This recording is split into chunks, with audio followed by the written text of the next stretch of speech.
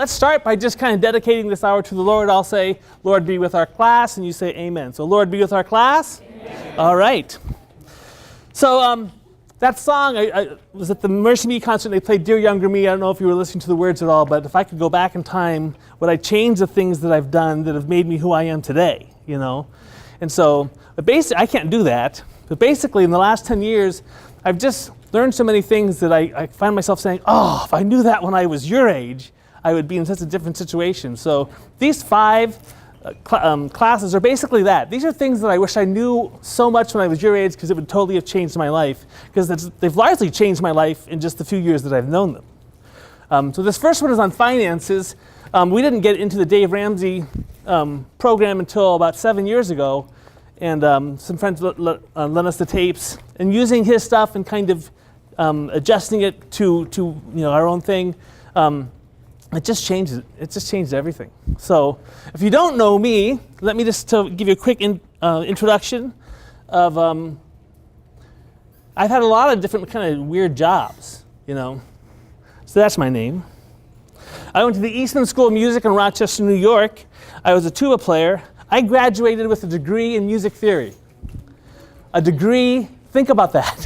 A degree in music theory. Whatever degree you're getting, it's not as useless as a music theory degree. I'm serious. You're like, oh, what am I going to do with this degree? I had a degree in music theory. There's no jobs for that. So feel really good about what you're studying. Even if you're questioning it, it's not as bad as that, right? And even with a guy with a music theory degree, God is able to do interesting things, I think. So I got a job writing at a company, a staff writer job. I started my own company and wrote jingles and news themes. I was a worship pastor. I was a technical director. I worked for writing for a publishing company. I put out 6 albums. I was a volleyball coach, and I became a self-taught copper sculptor. I've gone to 12 different Islamic countries and helped them record their music. That's me in the back, 4th from the left. Is there. In Chad, Tunisia, Pakistan. I started a YouTube channel called Cooking for Dads, kind of out on a whim. That got me within a year on the Today Show, where Steve Shrippa hit me really hard. Another story for another time. I appear on TV, on local TV stations every month. I'm on Channel 5 next Friday on how to make a baking steel, if you want to see that. I got to do a show with Joey Fatone from NCU. So you guys are all now 2 separations away from Justin, what's his last name? Timberlake, right. Degrees of separation. That being said, all my life, I've made less than the average income. So people say, wow, you do so many things, what can't you do? Never was good at making money. So if this is the average income right now, I'm probably right around there, but almost all my life I've made under that. Now keep in mind, my wife was a stay-at-home mom. We sent our kids to private school, and I made under the national average. So half of the country made more than me. And yet, in September of last year, we became millionaires. Only 7% of Americans are millionaires. You guys know what's the definition of a millionaire? What? Yeah, your net worth is over $1 million. So I don't make $1 million a year, but my net worth, when you add it all together, is over $1 million. So how does someone who made less than 50% end up in the top 7%? That doesn't make any sense, right? That's what I'm here to show you. It's super easy. I think there's so many easy messages that I want to share with you that we don't hear anywhere else. I can almost guarantee that all of you, if you do what we talk about today, will become millionaires. You're like, come on. No, I'm serious. I'll show you the math. It's actually quite simple. It's just doing stuff. Slow and steady, right? Yeah, so we didn't inherit anything. We didn't win the lottery. We didn't strike it big. Everyone grab your cups. The key to becoming a millionaire is your cup. Right there. Giving up or saving 1 cappuccino a day. $4.62 a day. So basically, how many like cappuccinos? Turn to the person next to you and tell them your favorite coffee or coffee shop drink. Go. Okay, how many are Starbucks fans? These are Caribou. Caribou donated the cups. Thank you, Caribou. Caribou fans? Yeah. What are the rest of you? No one's raising hands. You guys not drink coffee, or? Really? Good for you. Well, this would be very easy then. Anyways, So all you have to do, so take your Sharpie and write like you would on a Starbucks, write the name on kind of toward the top of your cup. So write your name. So if you go there and you order something, they write your name on it and they write what it is. So write your name toward the top of the cup.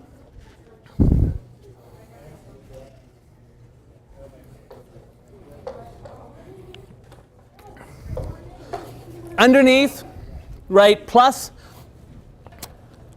Let me get my numbers exactly right. $4. Good night. $4.68. So your name, and then a plus underneath it, and then $4.68 underneath it. And under that, write equals. And then write millionaire.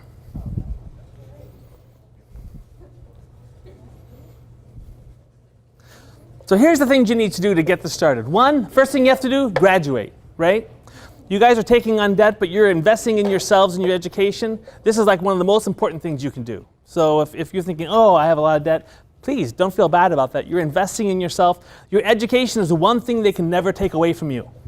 They can take your house, they can take your car, but they can never take your education. You always will have that, and you're investing super wisely in you. Well, you have numbers. What is a college degree?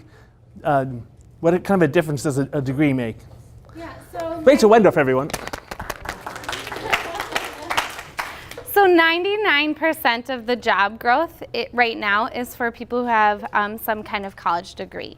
So by getting a college degree, you now have access to 99% of the brand new jobs, which means 99% of the new income levels, of the new experiences. So the cost by investing in yourself through debt, the average North Central student has less debt than the average new car costs, so it's only about $25,000. $25,000 is the average debt? Average debt at North Central, which is a lot of money, but it's still less than the cost of a new car, which is awesome. And so if you invest in yourself with that amount of money and repay that off, you're going to have access to much higher paying jobs, and you're going to be able to pay that off easier. So graduating is the number one thing you can do for your long-term finances. Right.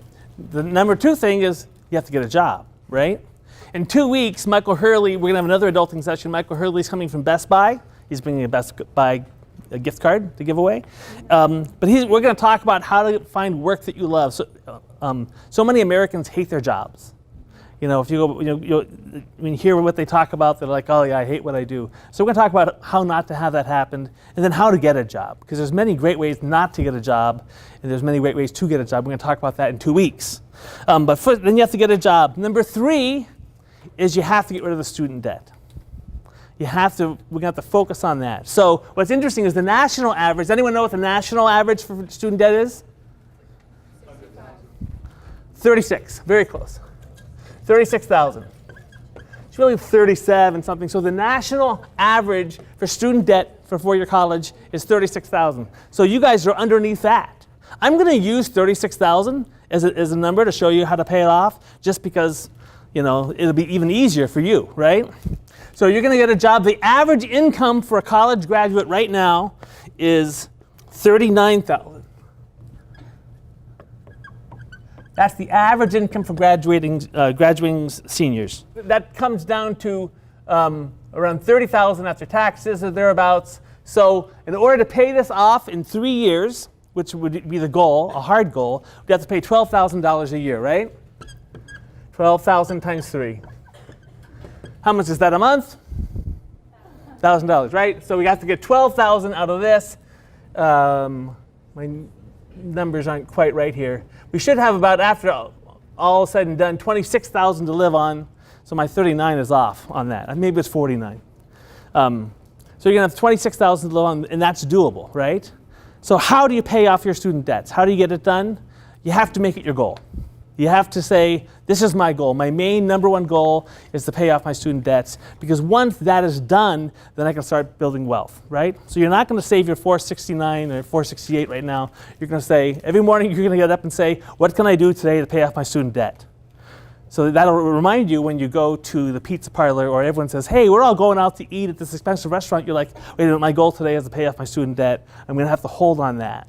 Dave Ramsey says, you're going to live like no one else for a while, so that at the end, you can live like no one else.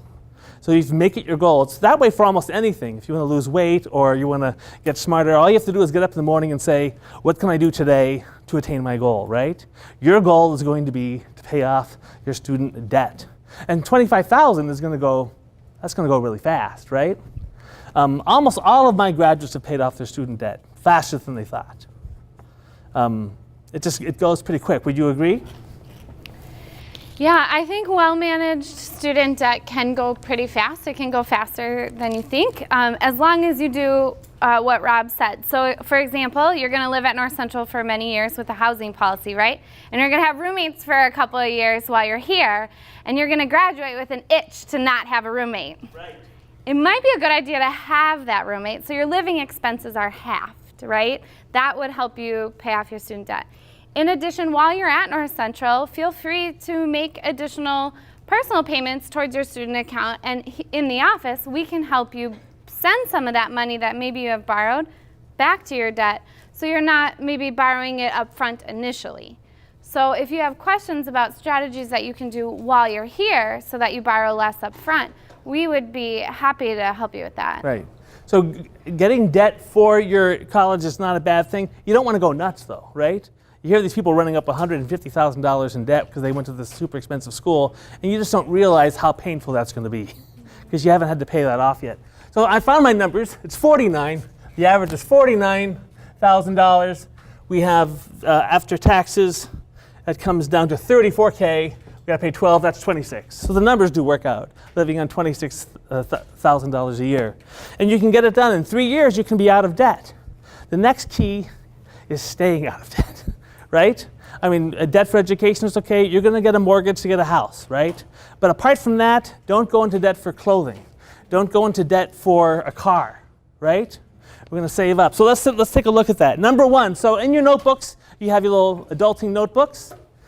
Number one, so each of these sections have 3 numbers in each one, because basically if I can get 3 takeaways from something, I'm good. If I try to get 7 takeaways, it's hard to keep straight, right? So I want you to have 3 takeaways from each session. Also, if you come to all 5 sessions, we'll give you a little certificate of completion that you can have for your Adulting 101, and you can say, look, Mom, I am an adult. So if we didn't print that out but if you're here for all 5, come up to me afterwards and we'll get you a certificate that you can hang on your wall or whatever, right? Okay, so why do we need to get out of debt? Why is that important? One, because of what's called compound interest. Everyone say compound interest? And you know about this, right? So if you have $100 at 10% interest, after a year it becomes what? $110, right? If you let that sit for another year, it becomes $132, right? At $122. After that, it becomes, you had 12, it becomes $134. So our compound interest is we're adding interest to what's called our principal at 100, plus every year that interest that accrues also gets interest. So it just kind of grows upon itself really fast. This is both good and bad, right? On your page somewhere, draw a curve like this. Draw a big curve like this. And then draw a line right down the middle.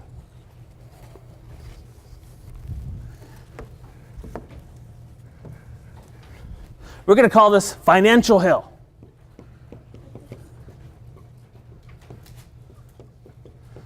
Not Hamburger Hill or Sam Hill, Financial Hill.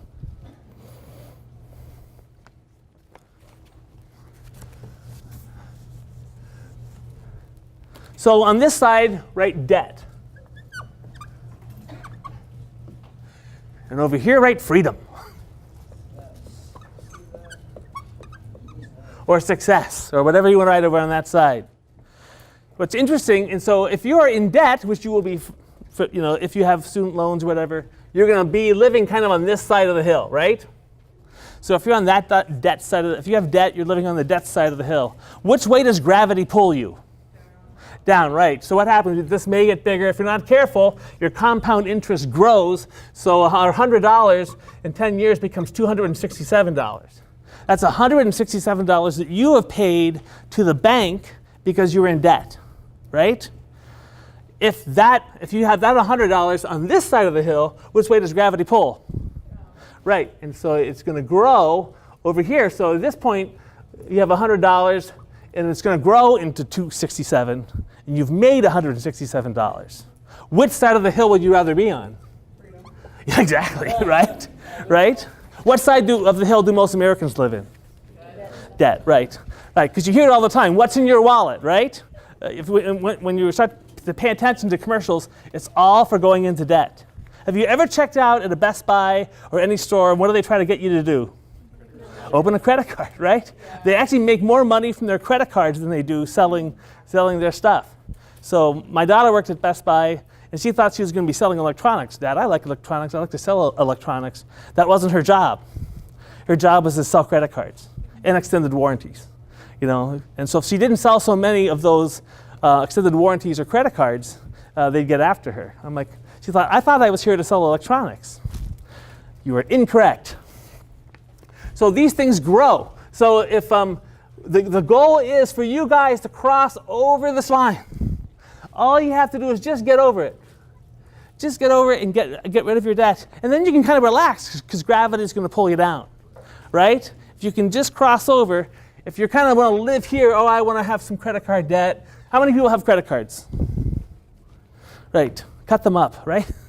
No, credit cards can be an okay tool, but they're just dangerous. What is the average interest on credit cards? Sorry, what? 16% is the national average. Very nice. So if you think 10% added up fast, imagine what 16%, and they can be up to 23, and I think up to 29%, right? So the goal is going to be, we're going to put $1,000 in the bank. First thing we do is save up $1,000. That's is like a little emergency fund. We're going to keep that in case we need a new tire. We need an emergency of some sort. We have to go to the doctor or something. And from that point on, we're going to throw everything we have at our student loans. Get out of debt, not go into any other debt. And hopefully within 3 years, if you're just an average student, if you're above average, we all know that all North Central students are, of course, above average. It'll take you less, but it should be able to. You should be able to get it done in 3 years. So, or 4. So I'm off by a year, 5, whatever. If we do, if I'm off by a year or 2, you're still fine. If you can cross over this line at the age of 25 or 26 and stay there, you're going to rock it, right? Okay, so once you're out of debt, then you're going to save money. What are some ways you can save money? Yeah. Sorry, what? Right. What are you going to say? Not buying fast food, right. Cooking, right? I may have some cooking videos that will help you with that, right? Yeah. If you live in the country, have your own garden. Yeah, grow some of your food. Right. There's a million ways. There's so many great apps now for saving money, right? What's the one where you can do like the little micro investing? Acorn? Is that what it is? Yeah. Acorn, I think you can just put stuff away. What I do is I have my Wells Fargo monies, and then I have a Capital One, not credit card, but an account there. And that's where I have my emergency funds and things that I'm saving for. So we're going to get $1,000. I don't want to have it in my Wells Fargo account because it's just so easy to transfer over. It takes a day to transfer from Capital One or 2 over to Wells Fargo, and that's good self-discipline for me, right? Just to kind of force me into stuff. So I have my Wells Fargo with my checking and savings, and then if I'm bored, I pull out the phone, I transfer stuff, $50, $20, $10. Just kind of transfer that over to Capital One until I have my $1,000 saved up. That's just going to cover an emergency for me, right? Then you work on the student loans, and then we're going to save our cappuccino a day. So a cappuccino a day, once you're debt-free, we're over here. All you have to do is 1 cappuccino a day, $4.68, right? You can even physically put that in that cup if you want. Take $4.68 and put that in that cup every day. That is a total of $142 a month. $142.35. Let me show you what that grows to.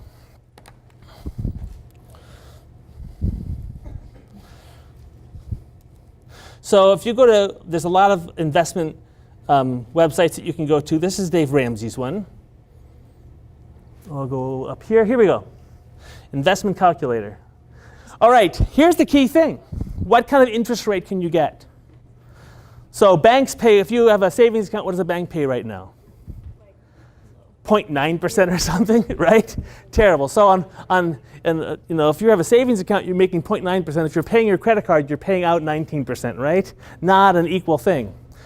We're going to invest this in the S&P 500, and I'm going to explain to you what that is. Let me just show you the math. The S&P 500 returns 9.8%. Did I get that? I'm so old and unhip. Help me. Backspace. Again? Yeah, 2. One more time. There you go. Are we getting this on tape? This is really good. Okay, now right there. They're clear. Yeah. And now 9.8, There you go. right? Okay, and so we'll click calculate. And there you go, 1 million. So if you put away $462 a day, I got to scroll over. You get $1,000. No. Move the window. There we go. So $468 a day in the S&P 500, and you end up with $1,002,581. You're a millionaire at 67. That is if you do nothing else in your life but save a cappuccino a day. Do you think you're going to be able to save more than $142 a month? Yeah, most of the graduates I talk to are putting away about $1,000 a month once they get their stuff done. So you're going to do a lot better, or you're going to become one much earlier. But does that seem so easy to you? Right, so how do we turn this into 9%, 9.8%? Because people will argue about that, like, oh, you can't make 9.8%. So the stock market, let's just talk about that. So you saved up money, you have $1,000 in the bank, you've paid off your student loan, we're going to buy a stock, right? Or what is a stock? Does anyone know what a stock is? How do you describe what a stock is? Yes? A stock is kind of your own kind of part of the business, a very small part. It's Right. like you think like a share you, like with a business, just say like Apple, like if they're increase up, you'll need more, your stock will cost more. Right, you're going to buy part of a company, right? In theory. You don't really can go and say this share is mine, but you get to vote at the stockholders meeting. We have stocks that are traded in New York and other places. We also have what are called mutual funds. Anyone know what a mutual fund is? Yes. Right. No one wants to buy just one stock, unless it's Amazon the last couple of years, right? But because things can go way up, they can also go way down. That company can go out of business and you can lose everything. So you want to have what's called a diversified portfolio. You want to own a bunch of different companies, right? So people will make that easy for you by creating what's called a mutual fund, where they're going to try to buy different stocks that they think they're professionals. I'm going to buy, say it's a retail mutual fund. Well, it got crushed this last year, right, because of Amazon. But they would have Walmart stocks in there, and Sears stocks, and Macy's stocks, and Gap stocks in that mutual fund, and you can buy into that. The problem is that they don't necessarily do all that well. These are too risky, and these don't do that well. 80% of managed mutual funds underperform the S&P 500. So the S&P 500 is what we call an index. Everyone say index. An index is a group of stocks that we look at to measure how the stock market is going. And so you guys probably know what's one of the main indexes? S&P 500 that I said, right?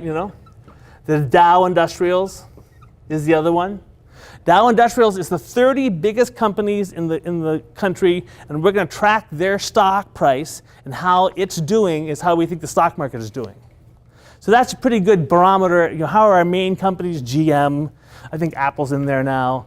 Microsoft is in there. How is that doing? That's a barometer of how our country's doing. What's even better is the top 500 companies.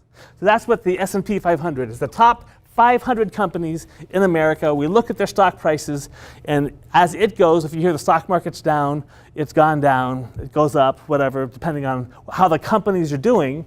So if right now Amazon stock continues to just go up and up and up, Apple stock just continues to go up and up because they're doing well, they're making profits, people are saying these are good companies, and you could try to buy just that, but it's much safer then even a mutual fund is what's to buy an index fund.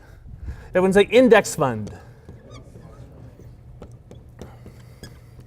The difference is, in an index fund, it buys, so you buy one share of the S&P 500 index fund. It buys one little tiny part of all 500 companies in the S&P 500. And it doesn't try to guess which ones it should own more of. It just buys them all, right? You own a little, like 1/500th of a share in each company.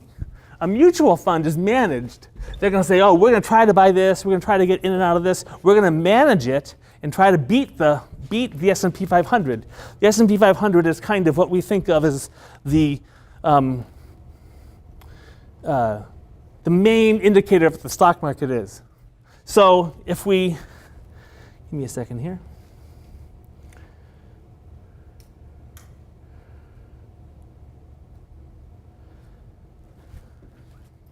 So this is the S&P 500 over the last couple, since 1992.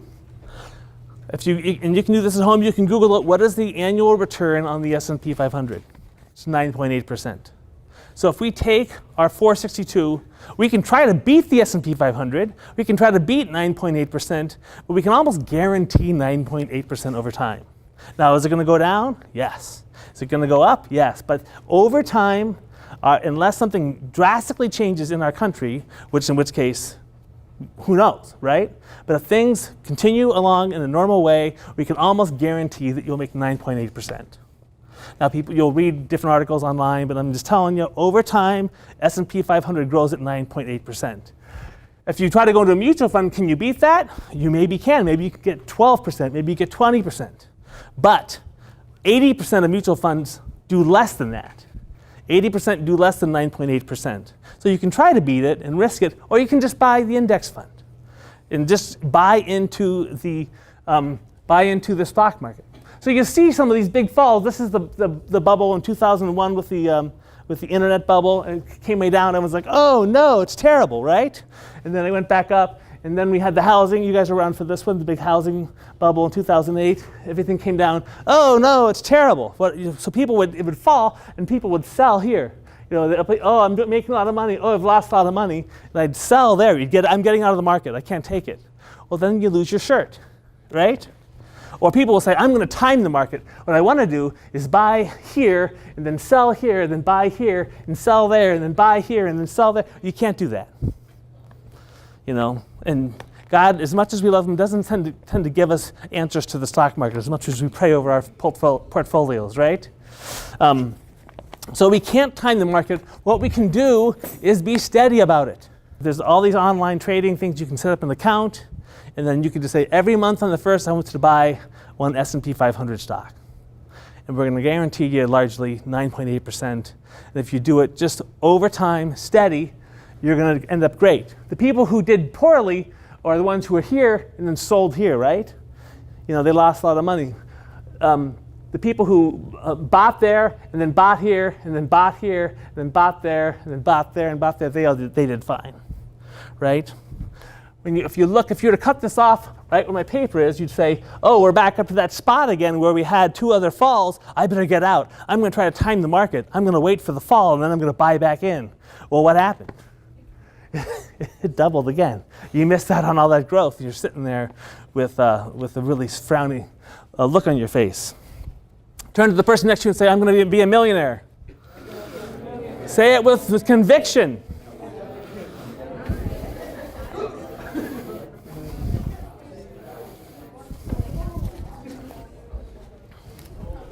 Couple things. So don't try to buy individual stocks. As tempting as it is, if something goes down, don't try to buy individual stocks. You can see what a stock is worth by something we call the P/E ratio. That's called the price to earnings ratio. So if you look at a stock, P to E ratio, that's price to earnings ratio. So if we're trying to figure out how much of a company is worth, what's the max amount that you should be willing to pay for a company? If you're going to buy a company, say you're super rich, right? You're going to buy a company. You know you can make 10% in the market, so you don't want to buy something at a less good rate than that. Say the company makes $100. Do you want to buy that company for $2,000? No, you're making 5% on your money then, right? So the most you want to pay for that company is $1,000. You'll make $100 every year on your company, which is about 10%, and we can make that here. So we don't want to pay any more than that. This price to earnings ratio here is 10 to 1. So price to earnings ratio just will kind of show you if things are overpriced in the market in general. Right now, it appears that things are kind of overpriced. Amazon's price to earnings ratio is 236 to 1. Apple's is 18 to 1. Tesla, anyone know what Tesla's price to earnings ratio is? You guys know Tesla, the cars? Does anyone not want a Tesla car? They're super sweet, right? Does anyone know what the price to earnings ratio on Tesla is? It's 0. They haven't made any money. And yet they're valued around $35 billion. So price to earnings ratio is kind of a nice thing to know if you're looking at, even if you're looking at a mutual fund or something, what is the average price to earnings ratio of the stocks in this thing? What is the average price to earnings ratio of the stocks in the S&P 500 right now? Just something that you kind of want to know that'll help you. Rachel, do you have anything to add? I'm trying to think back to when I was a student, and a lot of this doesn't feel like, what do I do with this today? Yeah. But I think this is really, really important exposure for the things that are coming in 5 to 6 years.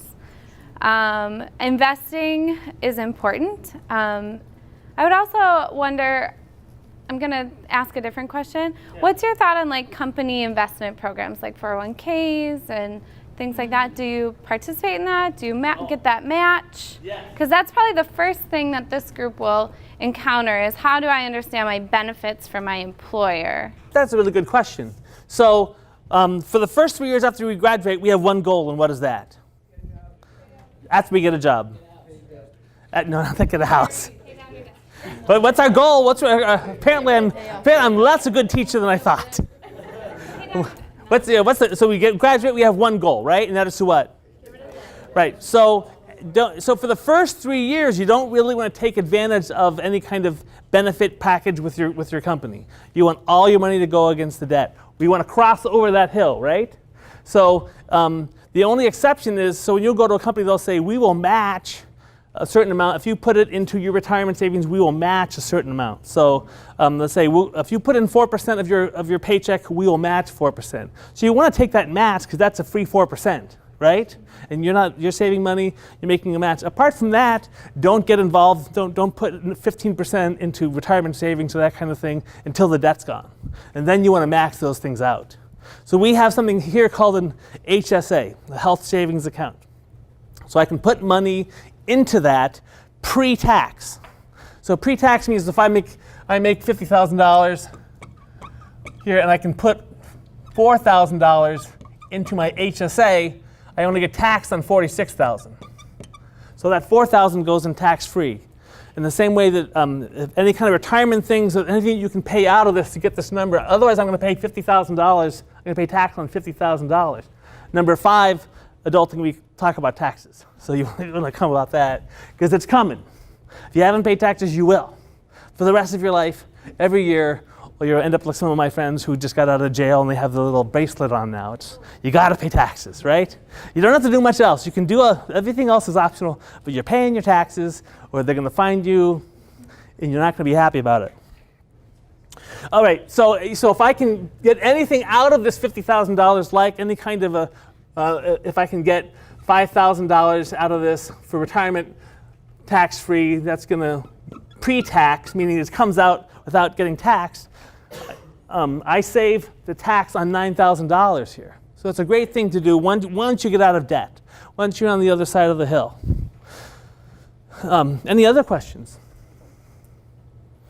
One of the other things, what's the main thing you purchase besides a house that you're going to make in your life? Car, right. There. So a house is another issue. We'll talk about that in week 5. But let's talk about cars. How many like shiny new cars? Yes, they all look good, right? Should we buy new cars? No. Why not? How much do they depreciate? Does anyone know? They decrease 50% in the first 3 years. So $30,000 car, at year 3 is worth $15,000. So you just lost $15,000. At this point in your life, can you take a $15,000 hit? No. Is there a time in your life, when you're a millionaire, that you want to take a $15,000 hit? Sure, go ahead. But right now, you just can't afford that, right? So you got to buy a used car. Do we want to get a loan for a used car? No, because we're back on the other side of the hill, right? So what's really great about the Capital One or any of these online banks is you can save in advance. So I've got 2 daughters, and 21 and 24, and someday they're going to go out on a date. and someday they'll get married. So I'm saving up for this wedding, which is not really right around the corner. They're not dating anyone, right? So, but every once in a while, I just go on my little app, I transfer over. I want to save in advance. When I save in advance, that enables me that I'm getting the interest. I'm getting, the bank's paying me interest, albeit not a ton, but I'd rather buy something with money that I've saved in advance than pay it with money that I don't have, and then I'm paying them interest. Do you want to get you paid interest, or do you want to pay them the interest, right? So you want to save in advance. That's hard for your first car, but that's where you hopefully can just get something to get you around, start putting money away for saving for a car and get ahead of that, right? Because this is a huge hit. Do you want to lease a car? Lease deals, right? You see that on anytime they have the big Honda sale, right? Big Honda sale. Are they selling cars? No, it's all lease deals, right? Lease deals are like the worst possible thing you can do financially, besides throwing money off the top of a building. It's like buying a car. Dave Ramsey says it like 28% interest. The reason being is that, first of all, it's a new car, and you shouldn't be anywhere near a new car, right? So you're leasing a new car, and think about it. It's 15. If at the end of 3 years, it's only worth $15,000. They have to charge you that much during the lease years, right? They have to charge you $15,000. So otherwise, they're going to get back a car. Say if they only charge you $10,000 for the lease, they're going to get back a car. It's only worth $15,000, but they pay they're off by $5,000. They have to charge you the amount of the depreciation plus, because they're in it for profit. So lease deals are just the worst thing. So at the end of this, you don't even have the car, right? You paid all that money. You've paid over the depreciation amount that has gone down in value, and then you have to give them the car. So what have you done? You've just thrown money away. It's amazing. Amen to you as well. So save in advance for stuff. Avoid credit cards. So when I went to college, credit cards were a big deal. They knew that if they could get you hooked when you're a freshman, you'd live on it for the rest of your life. So they would set up tables. We don't have that here, do we? We don't do the tables. So Visa would be there, and they'd give you a credit card, and they'd give you, if you sign up, we'll give you a free T-shirt. So it's like a life of servanthood for a free T-shirt, right? And so I got one. I'll be honest, I got one because just for emergencies, right? Just for emergencies. In case. How long was it before we had the first emergency? It was that night. It was called Waterworks Pizza, and it was so good that I had to have some. It was an emergency. So, I did bad spending habits right away, day one with my credit card. If you have a debit card, you could still buy the pizza, right? What's the advantage of a debit card over a credit card? It's your money, right? And you spend less. Studies show that when you buy stuff on credit, you're just thinking, it's out there, I'll pay it off someday, it's not a big deal. When it's a debit card, first of all, you have to think, do I have that much money in the bank, right? And do I really want those macadamia nuts that are $19? See, that's my weak spot right there. I got the macadamia nut itch. And you go to Costco and you go there and you're thinking 19 bucks. On credit, it's actually relatively easy. On debit, it's hard. Spending cash, it's even worse, right? Because then you have the trembling money in your hand. You're like, I want to trade you this for that, right? And you go, no. I'm running late here, sorry. I just care for you guys. I just want you to know the stuff that I didn't know. We were always very thrifty. The fact that we're millionaires is not due to me. That's due to my wife. She's the best. Marry someone, for sure, we'll talk about this later, that has the same view of money as you, because it's a big honking deal. Questions for me? I covered some of the things that I wanted to cover. Yes? What are the 3 points we're supposed Oh, yes, thank you. Get out of debt. Stay out of debt. It's number one. For financial security number one? Yes. So 3 points. And you can write down whatever you want, but the 3 that I really had for number 2, save money. And number 3, invest in the index fund. And you can do it. Go to Ameritrade once you get to that point, open up an account, you send them a check, it's in the account. You can make a monthly transfer. You can automate everything. A monthly transfer of $142 out of your bank account into your Ameritrade account. Once you have enough to buy what's called SPY. So the thing that I buy is called SPY. It's a stock, but it's just one little part of all 500 companies. So write down SPY underneath that. It's the largest indexed fund there is. And this isn't my idea. Let me just show you this. I'm just not spitballing you here. The number 1 investor that we have in stock is Warren Buffett. And here's what he says. Although there are no guarantees in the stock market, Buffett's conviction that index funds are smart investments is a solid advice that almost anyone can follow. So you can buy in for very little money. When I first got started, you could buy, if you were going to buy a stock, it cost you $200. You turn around and sell that same stock, it would cost you another $200. It's impossible to get ahead. Now you can do a trade for $4, or you usually get like 7 or 8 free with your account, or it's really not a big part of what you're doing. Blessings to you, Lord bless you and keep you.